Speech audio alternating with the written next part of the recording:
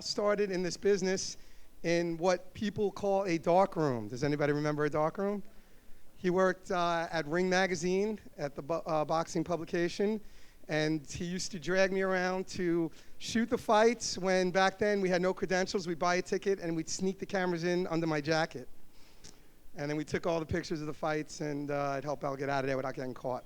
So he did that for a while. Then he went to All Sport Photography, which was one of the industry-leading sports photography agencies out in California. And in 1998, Getty Images acquired that as part of their news offering. And Al has been slowly but surely building what we would call one of the most fantastic sports careers as a photographer. Al's been to pretty much every major event you could think of, Super Bowl, Stanley Cup. He's done phenomenal portrait shoots. He's befriended some of the best athletes. He's worked with Michael Phelps over his career, and just completed his 10th Olympic Games, right, Al? 10. So besides Al's body of work that you're going to see, Al is also one of the most entertaining presenters, so no pressure, but you will see that when you come up. So I'm going to bring him up, my best friend and now yours, Al Bello. A lot of people ask me, how do you do this? How do you do that? How do you get that picture? How do you get that picture? And so it's hard to describe. So over the years, I've developed, some people photograph me shooting the picture, or like I'll set up something and take a picture of it, and then I can show you how it works out. It seems to work a lot in answering your questions. I put together a little video of what we do to do underwater work, which is one of the first things I'm going to show you. How we get the camera under there, how we place it, how we get the images out of the pool and into our computer and out to the world. It's very interesting. It's a challenging thing to do, and I think visually you'll enjoy it.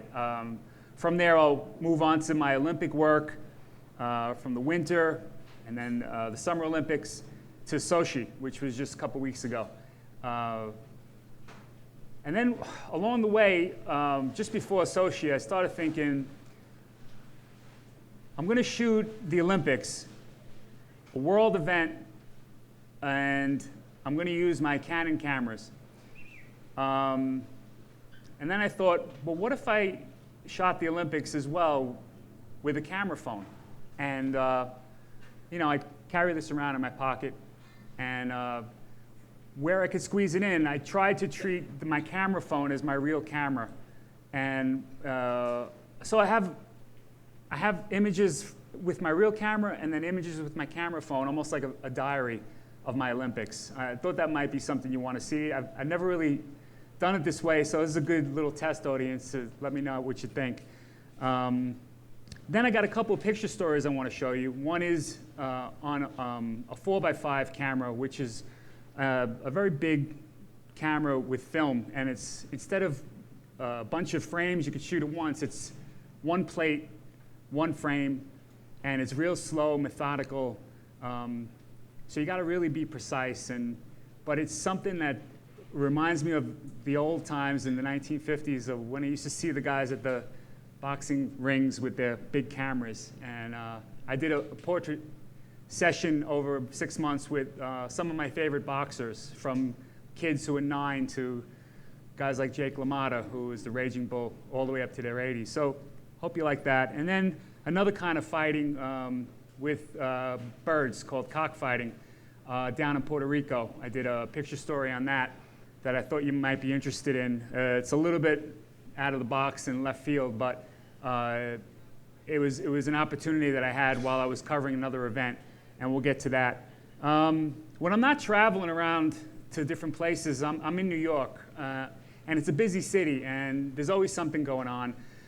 So I wanted to give you a little bit of my style from New York, and one of my favorite events, the US Open tennis. I want to show you some of that, and then I'll end up with my favorite sport, which is boxing. So, okay, so here I am with my camera, and this one cord supplies power, my remote, and the computer. It was specifically made for the Olympics in London. It was one of two bodies we used, and this is the inside of it and the cables that go with it. It's all waterproof, and that's what we needed to do to get the camera going in there. So from outside the pool, we put everything back together, and it's on a plate. From where my position is, we have a computer set up, and I can do my settings, my shutter speed, my aperture, and that's a remote that fires the camera, which is inside the pool right now, and the images from underwater immediately pop into my computer. We edit them, transmit them, and send them out to the world. I went a little backwards, but this is me setting up the camera now, going in the pool. It's a little chaotic, but there I go. So this is the bottom of the pool in London. This was the dive pool. It's about 5 meters deep, maybe. And you see a couple other guys have the cameras. This is our camera. And this white cord that I plugged in up above the pool goes all the way out, around the side and out of the pool. So it's a huge cord. It's about 200 feet. You just want to get a vibe of where you're focusing. You got to visualize when you're doing underwater work where the swimmers are going to go, because you can't hang out there during the event. When you got it, wipe off the bubbles and then head back. So this is kind of my view, what you can see. So having seen that, I'm going to show you some pictures from underwater. So this is during training. I started out with a bag. It's a little bag that you can buy for a couple $100. And it's a good introduction because it gives you you can learn how to hold your breath and see what it's like underwater without breaking your bank account. So I had like a little bag, and I took it with me to the World Championships years ago. And I shot a practice one day, and I was exhausted. And so I was leaning on the rope, and one of the swimmers came by, and I just saw a reflection. And that's when the buzzer went off in my head that there's reflections in swimming. And from there, you know, I went to this little plastic box that wasn't very waterproof, as I found out at that Olympics. I had some troubles with the housing leaking. But, you know, you make mistakes along the way. And I had an idea to put a flash in the camera housing, because sometimes when the swimmers go, they get silhouetted, and it's very hard to balance the exposure. But I learned, you know, it was just as you go, making a lot of mistakes and some successes, and move the camera around the pool, and just try different things. And, you know, sometimes we hit it and sometimes we didn't. And then fast forward 4 years, another Olympics, you get another system, and you learn a lot of things, and you go. Get the camera, drop it in the pool. That was the old cord. This was before the computer. So we had just a remote. You put the disc in, and then just guess the exposure, set the focus, and just cross your fingers. But, you know, again, reflections and all kinds of things where you can get the swimmers to look pretty cool. This was in Beijing, and the ceiling in Beijing was spectacular. There probably won't be another ceiling like that, but when you're doing the underwater work, the ceiling's very important with what you're doing. You know, and you go from different events, from a ceiling like that to just outdoors. You know, you got to take what they give you and do the best you can with it. Also, you're trying to follow stories along the way. Michael Phelps and Ryan Lochte, you know, it's a pretty good U.S. rivalry. They're pretty much two of the top swimmers in the world at the time, and they were constantly racing each other. So you want to just make sure you got them together in a race. London was a really good Olympics for me, in that we got to work as a team together with two other photographers. One of them sitting here is Adam Pretty. He spoke yesterday. And I think what I really enjoyed was it was me, him, and another guy named Clive Rose. And we all work together. And it makes things a lot easier when you're working as seamless together. You're on the same page. You all know what you want. And we just rotated. You know, one guy would go in the dive pool, one guy would go into swimming, one guy would go to water polo, one guy would go to synchro. So you're always underwater every day. And it worked out really nice because we helped each other. And nowadays, with the cameras we're using in the housings, it's imperative that you got help. It's very hard to do it by yourself these days. Again, you have to visualize what you want, set the camera, put it down, and then set the picture for what kind of picture you're looking for.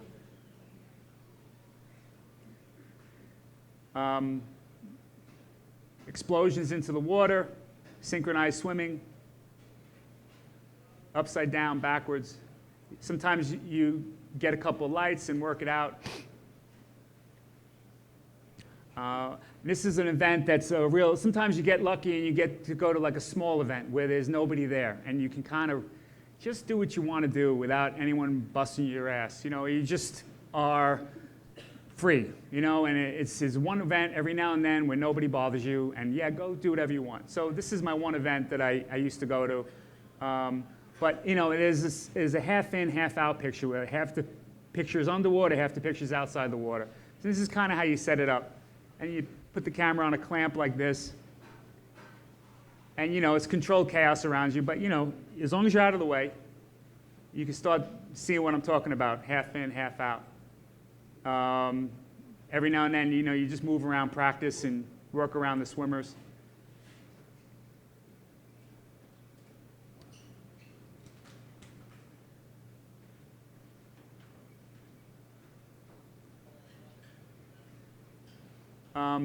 So people talk about this photo as the heart photo. I set it up specifically not for this reason. This was just a happy accident. I had it on the side because the way the bubbles would pop up, the girls' tops would fall down, so we can never use the photos. So that's the whole reason I had it off to the side and angled that way. The splash is the way the splash fell, and it just looks like a heart. But in London, it was pretty cool because they had a lot of lights to work with and a lot of shapes form from the divers coming in. Going back outside to the pool in Florida where I was. This is in Barcelona. So the difference in Barcelona is the pool was very reflective, and the way the sun would hit would bounce the light back into the swimmers' faces. And then at night, the sun would go away, and so it was a totally different photo. You understand? Sometimes I do shoots with that are not editorials. This is like setup stuff. So you can get like underwater lights and, you know, strobe the swimmers, and it's a lot more. You could plan it better. You could think about what you want to do. You could make mistakes and then tell them to do it again. So that's the difference between editorial and doing work for advertising. It's fun. You know, you're in control. You're the guy in charge. You're running the show, and you have some of the world's best swimmers swimming for you. So it's fun. It was good. We did this for the goggle company, TYR. And every now and then we just do shoots just because. I had this old couple and did like a senior thing in the pool, and it's cute. Again, back to Barcelona, just the reflections back, just bounce all the light back. Outside the pool as well is real pretty. Divers make funny faces when they dive. Sometimes you get spectacular views like Barcelona.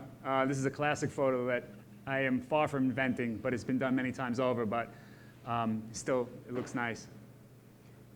This is a technique called panning, and what you do is you're following the action on a slow shutter speed. I don't want to get too technical, but like at 15th of a second, and you give the impression of speed. So it's just a technique that sports photographers use to make things look better. This is what they call an impression, you know, real slow. Angles are very important in sports photography. I prefer to be overhead a lot. You know, there's 3 things I look for when I'm out there shooting, and it's real simple. You know, basically it's what is your background, where is the light coming from, and how do you want to compose your photo? from a camera phone to a snapshot of your mother and father to whatever. It really should just be those simple things to at least get you thinking. Is there a big pole behind the guy's head? Is it 12 o'clock in the afternoon where you have big raccoon eyes under your face? Do they have a hat on, making another big shadow? Just little things like that. Just constantly filter through your head. And before you know it, it's like walking. Photography it's not that hard to figure out, honestly. Remotes is a huge part of what we do. So again, you have to visualize where you think the diver is going to be. You do a test, set the remote, and then let the divers do their job and let me do my job. So you set the camera up, and you can just get a couple of things that are pretty cool. You can't rely on remotes because they don't always work. No matter how much you plan, how great they work in practice, whatever you set up, sometimes things just go wrong. Human error. I've had so many mistakes where I've never turned the remote on. I put it on the wrong setting, the wrong channel. Television gets in the way, their infrared signal, and it just screws up everything. It is very rewarding and very frustrating because you put so much time, so much effort, so much energy into setting up a remote where sometimes it affects the way you're shooting. And it's very hard to put that on the side and go, that's my secondary, because you want that thing to work so bad because you set it up a day ahead of time and it took you hours to get the permission and all this other stuff. Again, remote, like early in the morning, you got to get there early, set it all up for the diver to show up later and just do his job. This is at the Olympics, probably like day 16. You're very, very tired. We just got done doing Sochi, and believe me, most days are 16 to 17-hour days. And I have help. I work for Getty, and we have an incredible support team, and you're still putting in tons of hours. Those one-man band newspaper photographers, I give them all the credit in the world because those guys are on their own, transmitting, sending, getting on the bus, whatever. They have no access to cars. They have no access to specific positions that we can get that they can't. But still, you get run down, you get tired, and you got to pace yourself during the Olympics. I don't like being with the crowd. I like to be by myself. And at Getty Images, it's instilled in your head to don't go with the sheep, go with what you want to do. We have a lot more responsibilities. We've got a lot of clients that expect a lot of things. Once you take care of all that, then you can try and do what you want to do. I like being above. Above kills the background. It makes things clean. It gives you a different angle. Details are very important to me as well. This is Atlanta, my first Olympics. There's a lot of crying at the Olympics. Everybody's either laughing or crying, so you want to be on that. It's just a lot of fun. The Olympics is a supreme challenge for a sports photographer. You get, it's every day is like the Super Bowl, no matter what event you go to. It's a final. It's a world-class final everywhere you go. And you're trying to get different photos from what hundreds of other photographers are trying to do sitting right next to you. So it's hard. It's not easy. But if you work it out in your head and you have a plan, if you got something that's in your head, you can execute it if you really put your mind to it. Try not to sit with everybody else if possible. If you are, think about what can you do different from where I'm sitting. This was one of those days where the manager of the horse people, I don't even know who it is, he had a bug up his ass and he was like, you can't put a remote down, go somewhere else. So at 5 minutes before the event starts, I had to go somewhere else, but you find little things. I noticed a little shadow coming across the field, and so I sat up there and just waited. Again, before a boxing match, lines are very important, details. I'm a big believer in eliminating color in a color photograph. So I guess what I'm trying to say is there's like a blue and a white and a black. It's not multiple colors kind of just making your eyes look everywhere. It's, there's lines, there's a blue shirt, he's got blue helmet on, blue gloves. Somehow it all works out, and you just set it up at an angle that's not very normal. Take advantage of television lighting. Sometimes they light things a certain way, and they make it dramatic for you. But again, angles, overhead.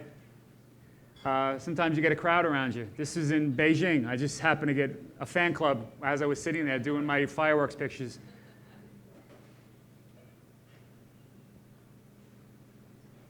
Beijing was a good Olympics. We had a very organized country taking care of things.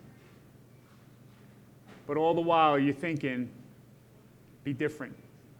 Try something different. Go up in this was decathlon day. So I knew in my head that they weren't the best decathlon. They were good in everything, but not great in one thing. So I had a feeling that somebody was going to fall. You know, I wouldn't say like that, but I knew someone was going to fall. So I asked to go up in the top of the roof. It was a specific that you had to put all these cables on you and hang off the roof, and you know, it's high up there. You know, you gotta be careful. You know, you gotta be strapped to the roof, and you had a guy watching you. But it was worth it for me because I just had a feeling someone was gonna eat the dirt in the long jump, and sure as hell that someone did. Big moments, man. You know, a big surprise win is always good for pictures. Again, slowing the shutter speed down in a rhythmic gymnastics event. Silhouettes, however you want to work it. Row of palm trees. This is the remote where I didn't get kicked out of. So they let me put the remote down. It gives you a different angle. It says Athens, you know, it's in Greek letters. You need a setting when you're taking pictures as well. This is a little triangle of light that just kind of danced across the field during the athletics and followed the light. So it went from the 10,000 to a guy doing high jump. So you can use the same little triangle as it moves around. And just if you pay attention, you see, you could just point it out and get to it. Lining up the torch, setting the remote down. You know, you can't be next to these people during steeplechase, so you could put it on the side. You know, you can catch a sunset here and there, or put a remote in the bushes and let the horse jump by. Or put it in the steeplechase in the water and just point it up. See what you get. This is the photo manager. This is what I was saying before. You've got to get approval sometimes to drop a remote down. So there's the camera. Photo manager comes, checks it out, says yes or no, and then you set the camera one more time, and then you have to walk away and go to your position from over there on the side.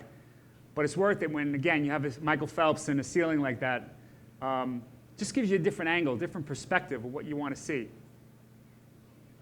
Sometimes you put the remote down on the starting block, you know, and a kid celebrates and splashes, and they blow fire off in the corner, you know, and things work out sometimes. Sometimes there's a little window light, piece of light on the training pool. You know, it's why it's worth checking out. Let me just, you know, all the actions in the main pool, they're training as well. So, you know, it's like a certain time of day where a little window of light would come through, and I wanted to get a couple of pics of that. So I moved over the lifeguard stand and climbed on top of it. This guy, for a while, he would do this a lot. Before every race, he would blow the water out of his mouth. And I never got it right because it just wasn't lit right or the background wasn't right. And I chased this photo for about 3 years until it was the right time, right place where it actually worked out. Sometimes you could drop a remote inside underneath the lane before a big race. Big celebrations during the Olympics, a lot of crying, like I said, detail shots. And you know, if you line up things right, little bubbles of swimmers and stuff. One of my joys of covering the Olympics all these years was getting to know this guy, Michael Phelps. You know, we just somehow hit it off one day when he was young and younger, and Speedo came along and wanted to do a shoot with him, and we just got along. And over the years, gotten to know him, and it's been a real pleasure covering a guy like this. He's very easygoing, as most athletes are when they're not on the field. I can't really count on my fingers how many bad experiences I've had with athletes. But what's good is when you get to know somebody, it's nice when you see them off the field and they go, hey, how you doing? Or, you get to photograph the big event with them there. It makes things fun for me because I know I'm not just doing a job. I'm photographing someone that I kind of know. And in the end, I'm a fan, just like you guys. I mean, I'm a huge sports fan. That's why I'm in this game, And so when you get to get around some of these athletes, a lot of times, it's like there's like this invisible wall. You can't even talk to them. So when you get to do these photo shoots with them, you get to know them a little bit, and you get to know about their life, their mother, their sisters. It's just nice. And for some reason, it was him. And I haven't really had a decent relationship, where it was that, where it was good like that. So over the years, it's just been fun photographing a guy like this. And then, like, after he won all his record medals, we were able to do another shoot together before he took off. But, you got to deal with the agents and set everything right and get all the lights in. And, there's a lot of work that gets involved in doing a photo shoot. You don't just show up and click the camera. But you have a sense of accomplishment when it's done. You put a lot of work into something. And then you move on to the next young superstar coming up, and you just keep going. That's how it goes. Moving on to Winter Olympics, it's a whole different ballgame. It's a lot more on the run, carrying all your stuff with you. There's no arena to set up remotes unless you're in the city. When you're up, unless you're in like a hockey arena like this, you can drop a lot of remotes down. But when you're up in the mountains doing a lot of different things like skiing and snowboarding and all that kind of stuff, it's a different ballgame. This is a lot of the city stuff that goes on. Again, setting up remotes is a big deal. But when you're doing skiing, it's different. Like, you got to carry stuff with you. Like, you can't just stroll up to your ski position. You got to take the bag, ski over there. It's called slipping the mountain. You got to slowly slide down the mountain and find your photo spot as you're sliding. You just got to keep looking and looking, and then you got to get approved by the ski guy to say if you're in the line of the skiers or not. But it's good. It's when you get the right angle and you find the right light, it's fun. And it's cold sometimes. Sometimes it's really cold.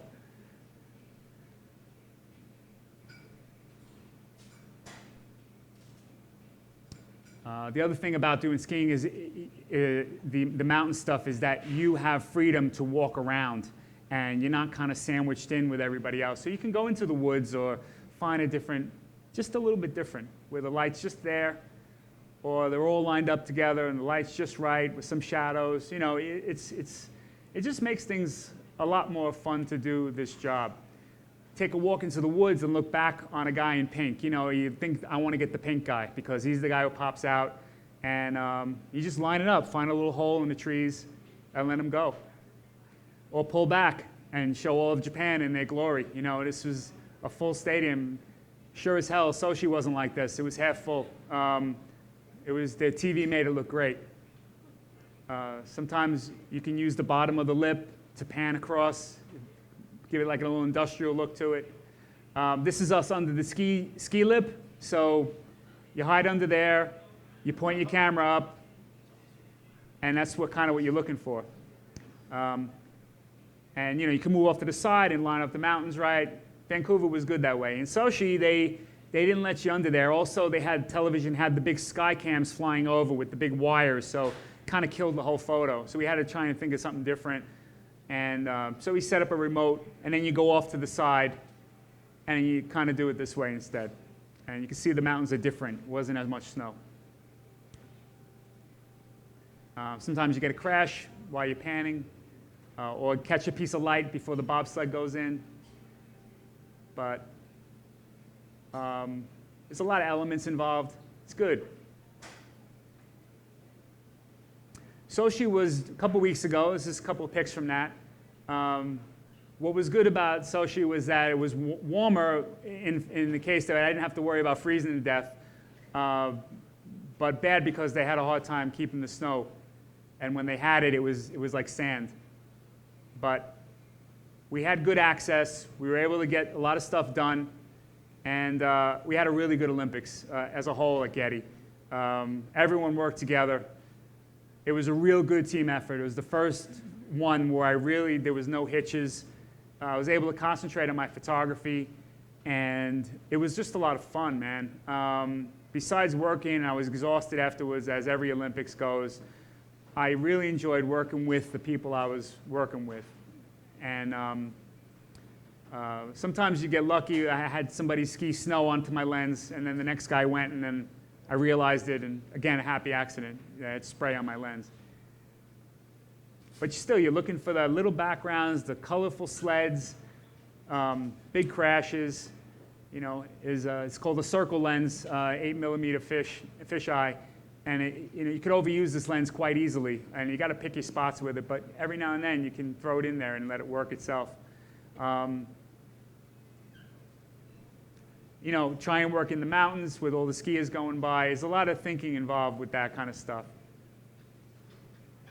So you just saw my real camera. This is my camera phone, so it's almost like a video diary, and it's just interesting to try it this way. You know, you can see the quality is not as good, but I think if I tried to just think like it was my real camera. And I was really surprised it was able to stop the action. I actually couldn't believe it. The phone stopped the action. There was a sports mode on it, and it worked. So I was using the phone. One that's in my pocket. What phone are you using? Samsung S3, Galaxy S3.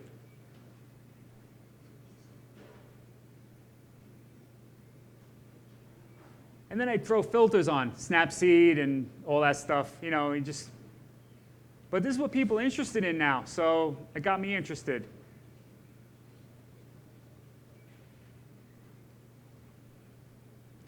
So, you know, this was the part that people don't see, like there's this clown car media bus that you got to get on, and just trying to get from venue to venue is what we go through every day, you know, just squeezing onto the bus. You know, it was just, that's the Olympics, though, man. That's the Olympics. I mean, that's a camera phone. I couldn't believe it. Lots of gear at the Olympics. You're always carrying gear, 60 to 100 pounds every day, up the mountain, down the mountain, wherever you had to go. You really ever want to go lose weight, go to the Olympics. Go work at the Olympics. The rainy days.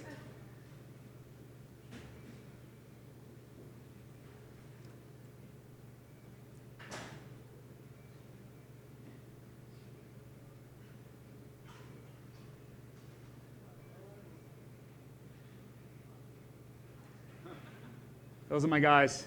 So the very last couple of days, it just was running on empty. And then, yeah, just at the end, you know. So that was my Olympics. This is a 4x5 project that has been in my head for a while, and I wanted to photograph some of the best boxers at the time, and in the past and in the future, on a 4x5 camera. And while Polaroid was still in business, they had this film called Type 55, and what it would make would be a negative and a positive. And you shoot it one frame, and you peel it, put it in this stuff, and it would come out like a really nice negative as the negative is, and then you'd scan it. And I think what I wanted was the faces of the boxers, from young innocent children to starting to grow up a little bit, get a little more tougher, or maybe provide a little toughness, to young amateur, getting a little older, starting their career, and then you start to get the lumps. You start to see it, you know, bump on the nose here, a couple of scars there, and you see champions. And the looks change, because you know a champion when you see it. These are all champions, these guys. At one point or another in their career, they were all world champions. My favorite boxer, Arturo Gatti, passed away. Vinny Pazienza. It's Mike Tyson. So that's what the camera looks like. That's the 4x5. Everything's upside down and backwards. So you kind of have to focus it with this magnifying glass. They call it a loop. You slide the thing in, the plate of film, and you get one frame. Poof. And then got to get him to hold it really still. Poof. Take the picture. And it's time consuming. He gave me 3 frames.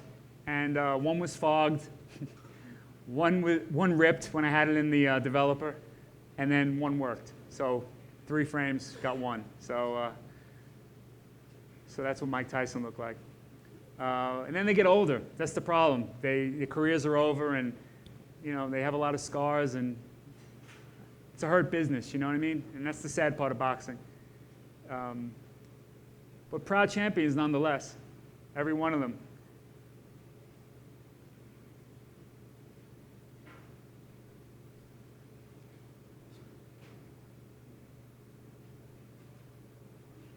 What's funny is I shot this, and a lot of these guys passed away. So I'm really glad I got to, like, this is Carmen Basilio.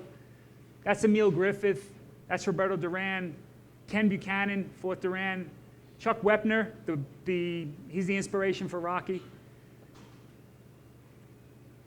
And Jake LaMotta, Raging Bull.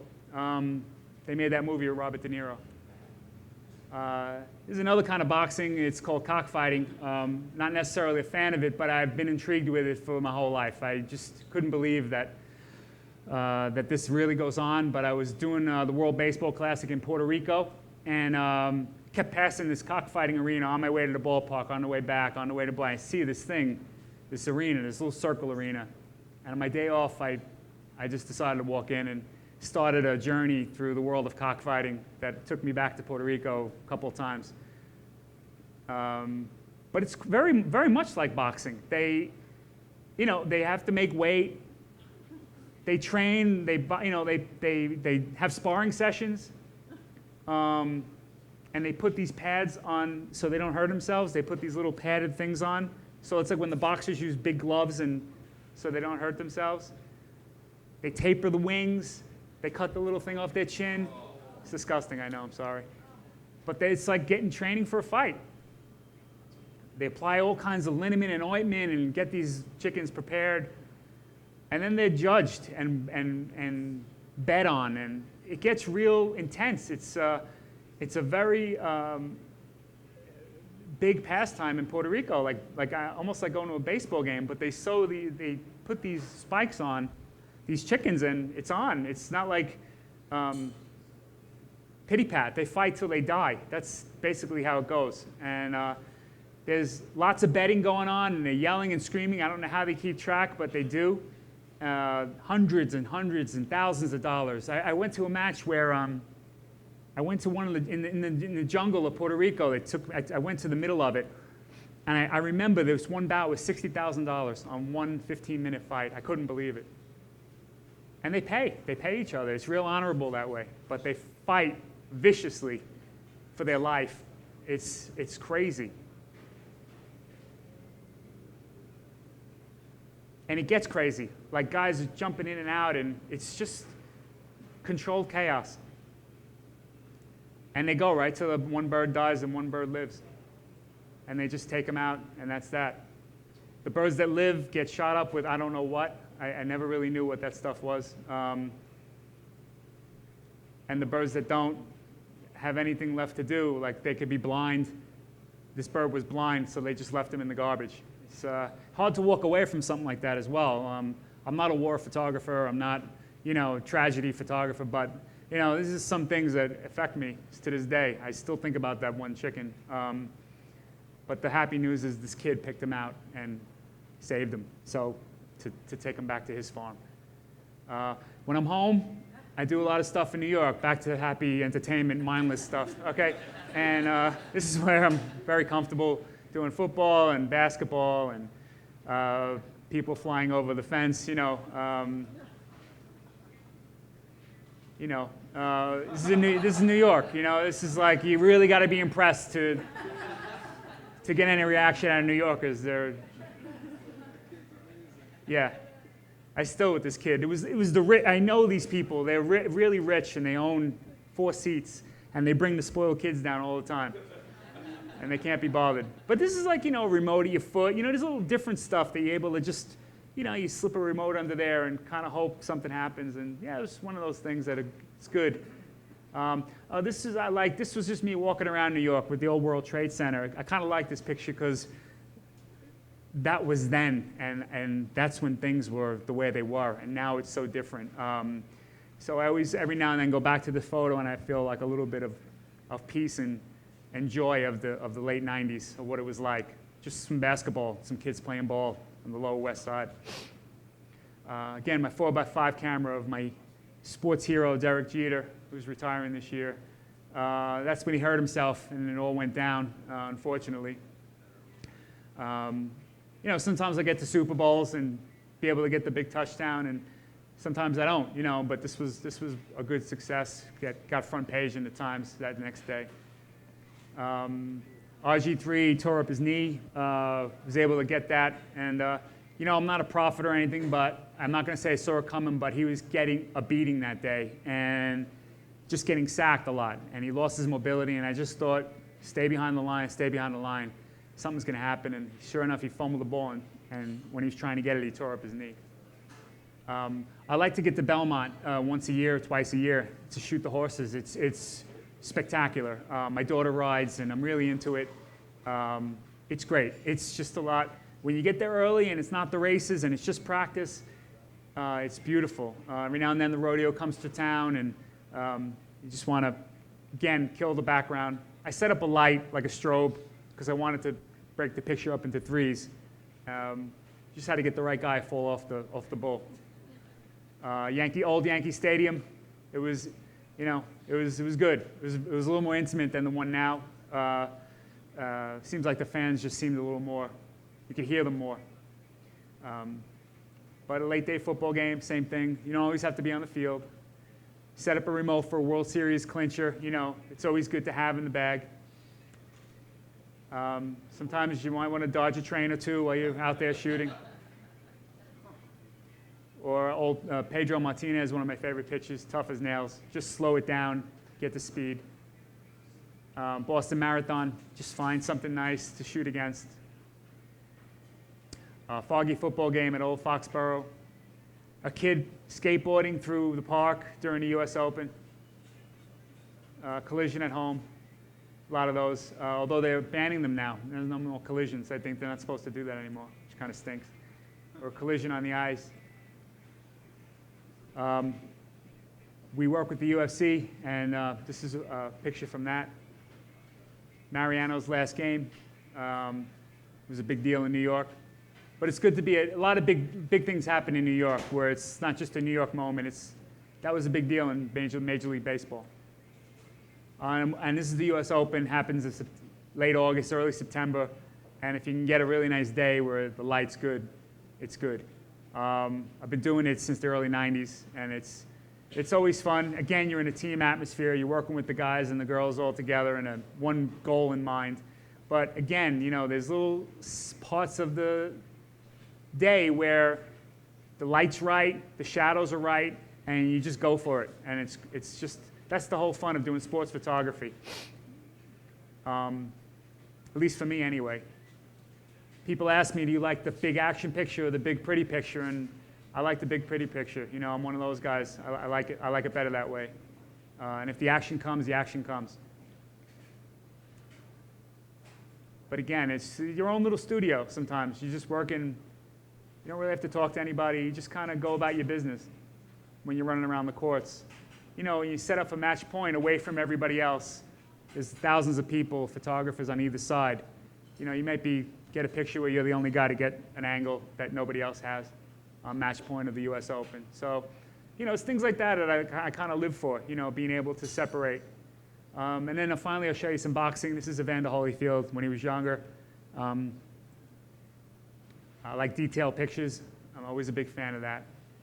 And, you know, it gets down and dirty in boxing. It's on. You know, guys get knocked out all the time, and it's very hard to shoot, one of my harder sports to photograph. But when you get it right, and it looks all right.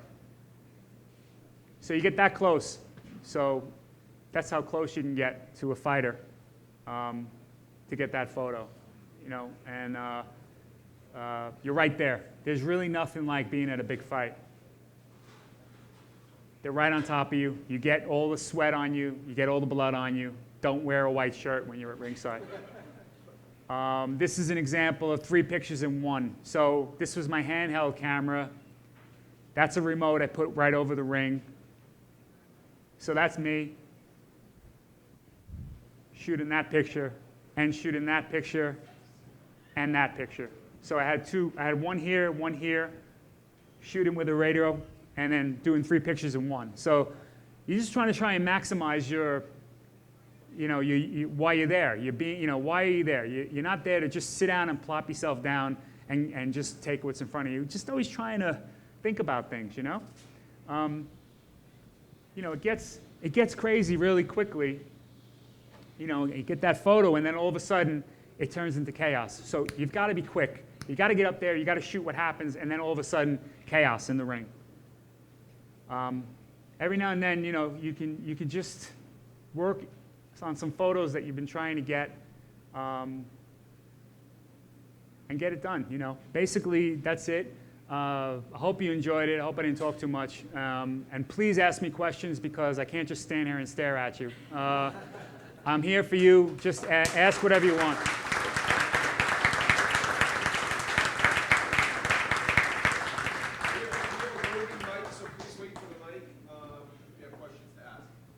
Great job. Thank you. What inspired you to become an awesome photographer?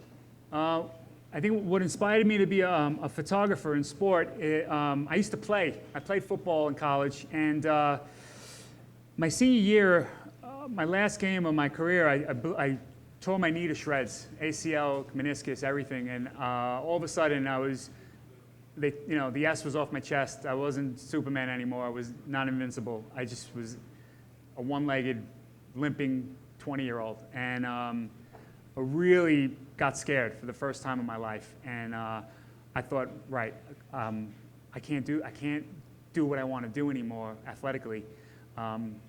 And I was finishing college, and I was very nervous because I still hadn't figured out what I wanted to do with my life. And I think we all go through that. I don't know how many people went to school or whatever your career, and you change careers, but I had that moment, like when my knee I had an operation, and it took me a year to get back to where I'm sort of normal again. During that year, I had a really good chance to get away from football, and maybe I just thought I took all the classes I needed to take as a photo class. I'll try it, And I like taking pictures of my friends, and enjoyable photos, just snapshots. And I took the one class, and that's all they offered. I was already done with college, just about, and that was it. And then I started reading books, and then I started working a lot more in the dark room. It was film then, and I think when I went to an event, for the school newspaper, and I took a picture that May of somebody and gave him a picture.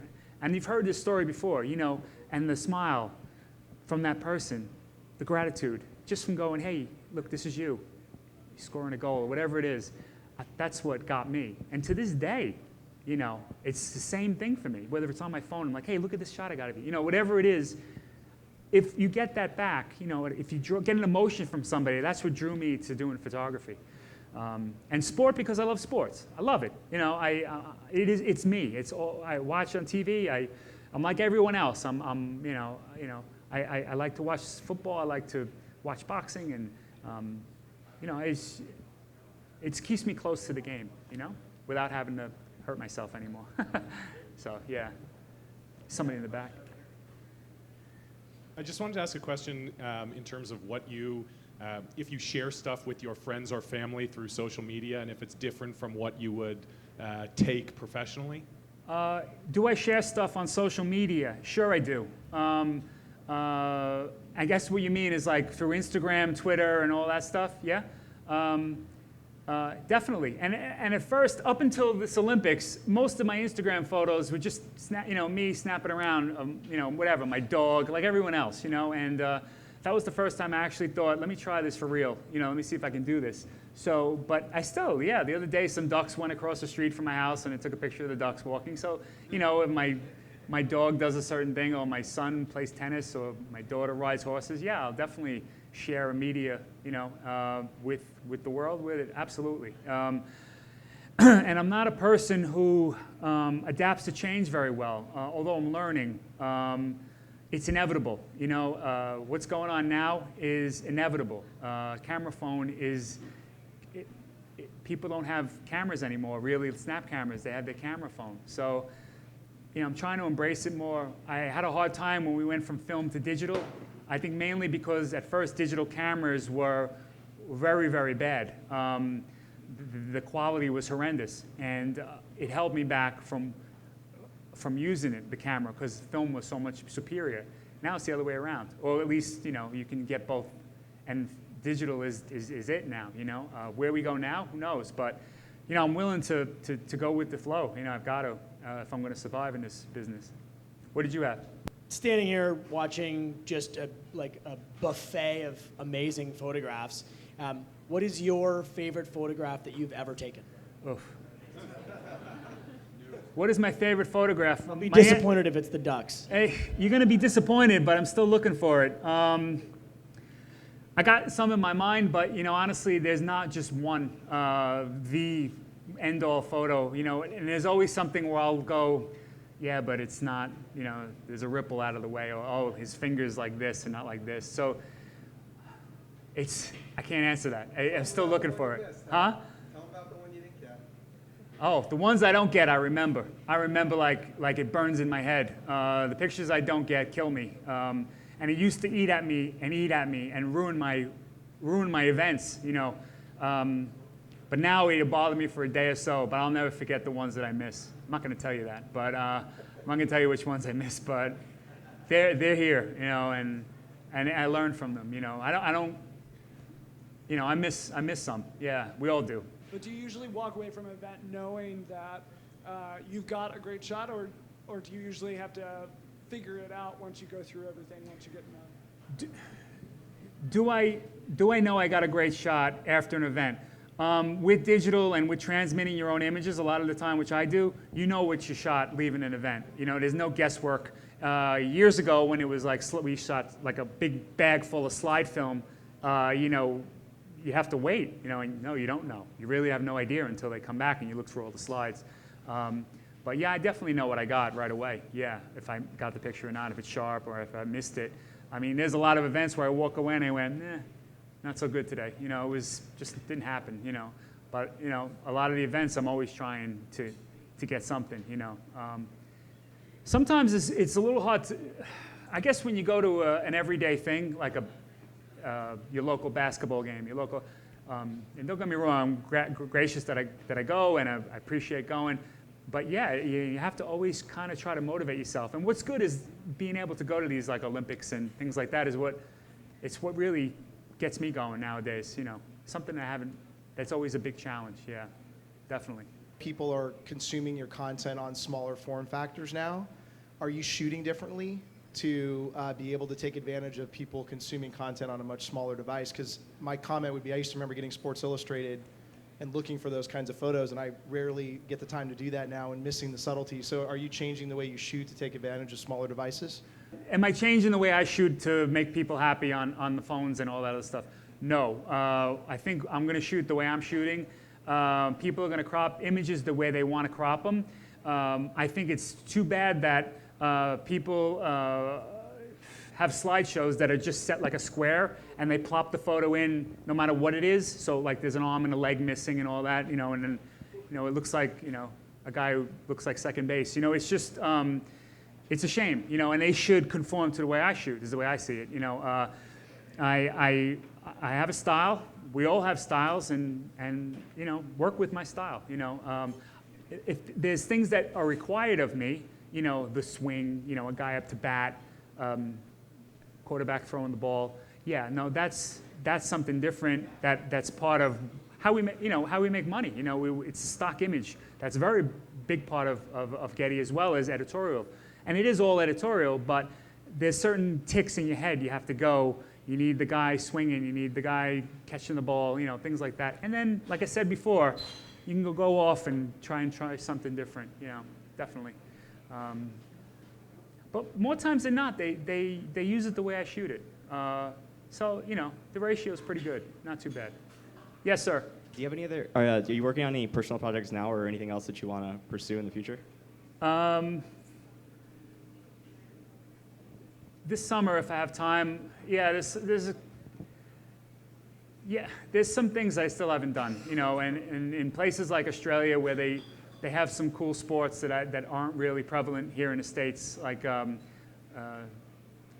surf life-saving competitions. Like I've always wanted to try that, and I always look up when I could time it right, but then I'm always busy working. So yeah, there's a couple of things. I want to do a little bit more stuff one-on-one with athletes that aren't world-class, maybe where I can just kind of work on a couple of things myself without any consequences.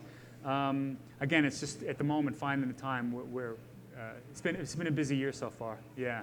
But it's always in the back of my head. I got a list of things, but as I get to them, I get to them.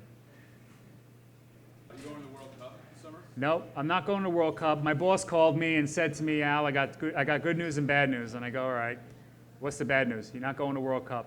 I said, okay, what's the good news? You're going to Wimbledon instead. So I went, oh, I'll take Wimbledon. Yeah, I'm going to do that instead. Well, everybody goes to the World Cup this year. So no, I'm not going.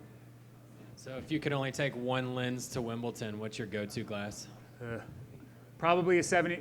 If I had to take one lens to Wimbledon, what would I take with me? Considering the backgrounds there, the intimacy of the courts, and the no sponsorship that's on the back of the walls there, I probably would, if I had one lens only and one choice, it would be a 70 to 200 lens. That's probably what I would take with me. How do you work with the rest of the team at Getty, the younger guys and the older guys, and how is your experience now being passed along and helping them? So the question was how I incorporate using other members of the staff in a team event. Peter said I kind of look after the sports photographers in the U.S., and there's a little bit of sacrifice with that. Sometimes if I want to go where I want to go, it's not always going to be that easy. You've got to delegate and sometimes give yourself not the best position. So I've learned to do that as well. We have an internship program at Getty for sports photography that has worked phenomenally well. We've been able to hire, I think, the last 3 or 4 interns that we've had. And it's been great. We've hit home runs with all the interns. So I really like to share knowledge, and that's part of the game, is to share your knowledge. And there's a lot of photographers out there who think that if they don't tell you a secret of their work, then they're got the advantage. But guess what? They're going to find out anyway. And in this world, there's really no secrets. And I feel that if you give, you're going to get back 10 times. If you're good to somebody who's down on his luck and needs a break and needs some advice on an email, I'll get back to you. I get emails all the time from people asking me for help, phone calls, and I'll just sit down, and my wife's like, what are you doing? And I go, the guy needs help, I'm just giving him a couple of pointers, And that goes back to me when I was in New York, when I was just trying to break in and kept hearing no, no, no. Get out of this business. You don't belong here. What are you doing here? They're very, very tough in New York. The photographers there, it takes a long time to get in with those guys. And once you're in, but my God, they really bust your balls for the longest time. And I said to myself, I will never, ever want anyone to feel the way I felt. That high school feeling where, you're the new guy and everyone picks on you because you're the new guy and they don't want you in the club, So, there's no room for that in my world. And I'm willing to share whatever questions anyone's got for me. And there's sometimes I can't answer the question, but I'll try to find out for you. So that's how I handle it. And it's worked out, it's worked out. Yes? Second question. So I assume you don't go to like the Sears portrait studio for family photos. What do you do for your family for that stuff? Okay, that's a good question. What do I do to do family photos? I torture my children to sit still and pretty much nail them to the seat to take the friggin' picture, because I'll tell you what, I'm able to go photograph Evander Holyfield and Michael Phelps and whoever else, but sure as hell I can't get my 2 kids to sit down for a freaking portrait. Even my wife, I can't even tell you the last time I have a family portrait, 2005 maybe? Nobody wants to sit for me. It's just incredible. And if they do, there's always a puss on their face. So no, I haven't figured that one out yet. All right, let's give Al another round of applause. Thank you.